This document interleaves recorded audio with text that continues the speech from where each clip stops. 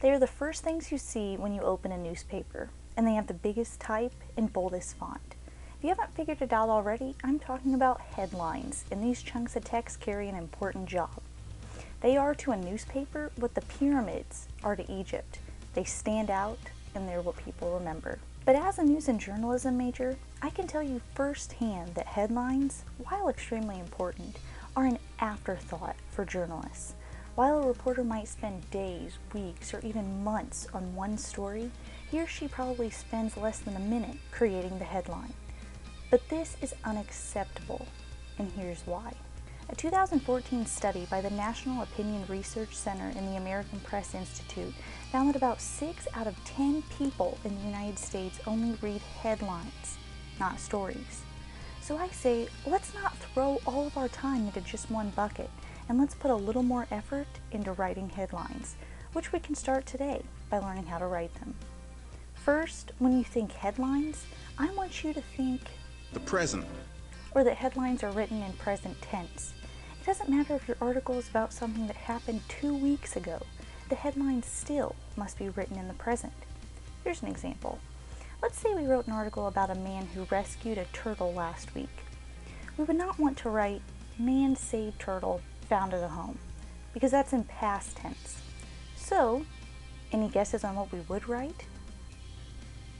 One answer, man saves turtle, finds it a home. See the difference? Second, get active with headlines. Or, write using active, not passive voice. Now I know you're not in the 5th grade and you don't need to be taught the difference between active and passive voice. But here's an example, just for a little refresher. Let's say we need a headline for an article about a dog attack. A headline written in passive voice would be, 5-year-old has been bitten by dog.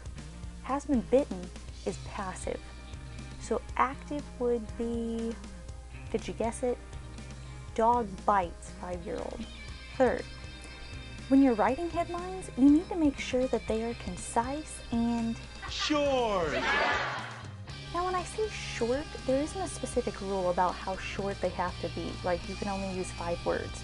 But there is a rule of thumb, and that's to use the smallest number of words necessary to get the point of your story across. Let's try an example. Local woman finds plant that cures all forms of cancer. This headline is wordy and long. So let's clean it up. Let's get rid of a few words, change a few around, and voila! Woman finds cancer cured. Much better, right?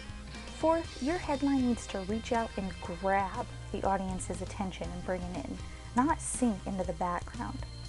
To do this, try to make each word interesting. Play around with synonyms and rearrange words, because some definitely are more attention-grabbing than others. Let's try an example. Tornado ruins neighborhood. Now this isn't terribly boring, but we could make it a little more interesting. One way we could do this is by choosing a more powerful verb. So a more interesting headline might be, tornado destroys neighborhood. See the difference? The last thing you need to do is make sure your headline makes sense. And by that, I mean read through it, check for double meanings and other errors.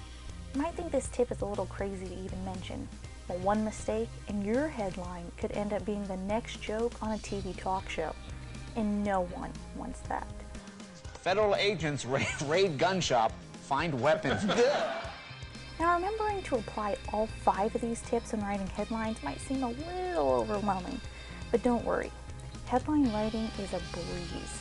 That's why they become such an afterthought. But when something is given little thought, mistakes can happen. And because the majority of people in the United States only read headlines, mistakes are something you just can't afford to make. So take your time, follow these steps, and write great headlines. Because who knows?